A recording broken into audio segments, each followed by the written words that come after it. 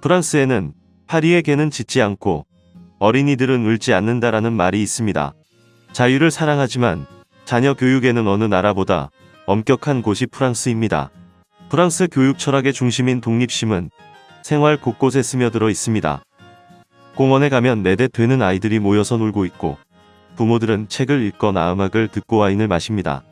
포크 사용법을 배운 연령이라면 아이에게 음식을 떠넣어주는 엄마도 거의 없습니다.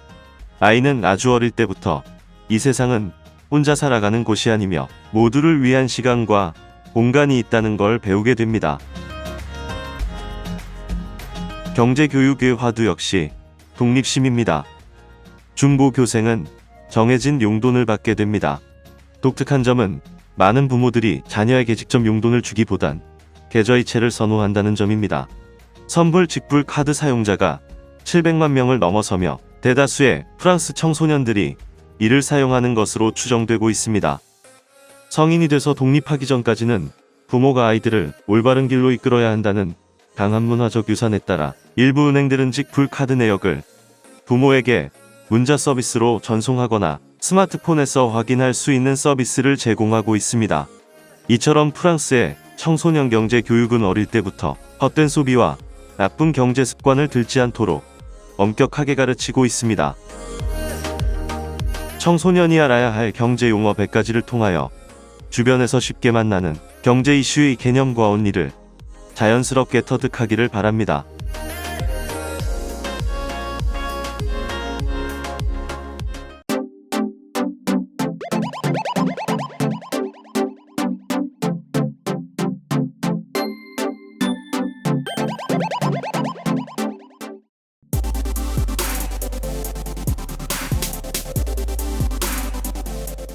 후생경제학은 자원의 배분이 사람들의 경제적 후생에 미치는 영향을 연구하는 경제학의 한 분야입니다.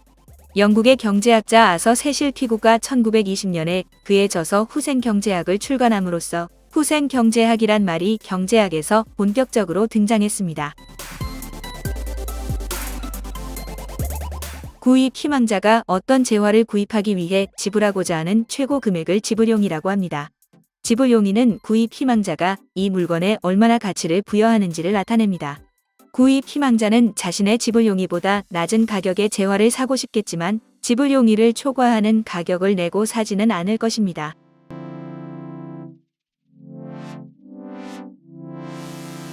소비자인여란 구입자의 지불용의에서 구입자가 실제로 지불한 금액을 뺀 나머지 금액을 말하며 소비자가 시장에 참여하여 얻는 이득이라고 할 수 있습니다. 지불용의와 시장 가격의 차이가 각 소비자의 소비자인여인 것입니다. 소비자는 항상 낮은 가격으로 물건을 사고 싶어 하기 때문에 가격이 낮아지면 이득을 봅니다. 생산자인여란 공급자가 실제로 받은 금액에서 공급자 비용을 뺀 나머지 금액입니다. 생산자인여는 공급자가 시장에 참여하여 얻는 이득을 나타냅니다. 총인여는 소비자인여와 생산자인여의 합으로 한 사회의 경제적 후생을 측정하는 한 가지 기준이 됩니다. 효율성이란 사회 구성원이 누리는 총인여를 극대화하는 자원 배분의 속성을 말하며 형평성이란 소비자와 공급자 사이에 경제적 후생이 균등하게 배분되는 것을 의미합니다.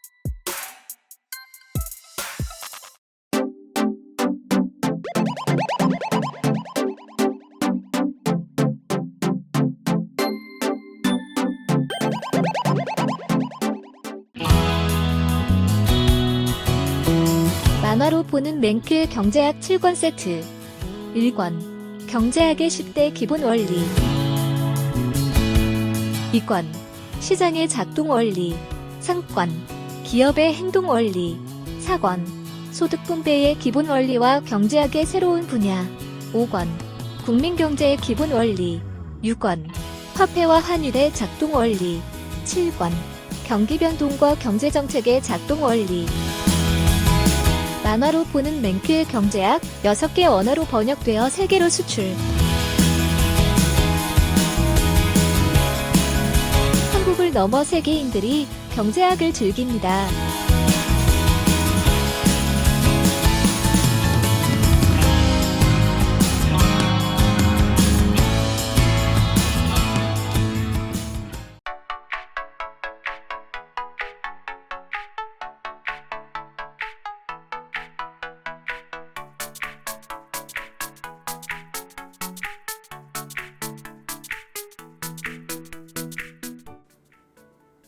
어느 사람이 엘비스 프레슬리의 첫 음반을 가지고 있어 이것을 팔고자 합니다.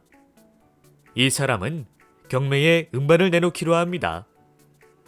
경매에는 존, 폴, 조지, 그리고 링고 이렇게 네 사람의 엘비스 팬이 나타나고 이들은 각자 내고자 하는 금액에 상한선이 있습니다. 이 상한선의 금액을 지불용이라고 부릅니다. 지불용이는 구입 희망자들의 선호가 반영된 결과입니다. 즉, 각자가 이 물건에 얼마나 가치를 부여하는지를 보여주고 있습니다. 경매가 시작되자 음반주인은 $10를 불렀고 이 금액은 네 사람 모두의 지불용이보다 낮기 때문에 가격은 금방 오르기 시작합니다. 가격 올리기는 존이 $80보다 높은 금액을 부를 때 끝납니다.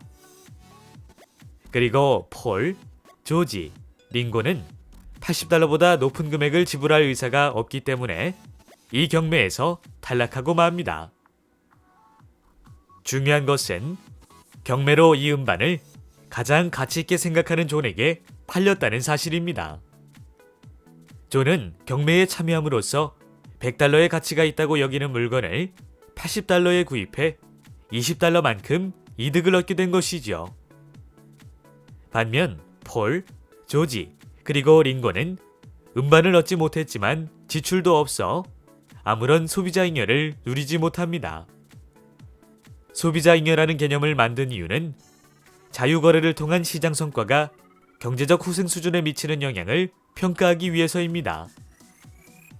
그런데 과연 소비자 잉여가 경제적 후생 수준을 측정하는 좋은 지표가 될 수 있는지, 만약 그렇다면 정책 담당자의 입장에서도 소비자 잉여를 키우기 위해 가격을 내리는 게 무조건 좋은 것인지도 생각해보죠.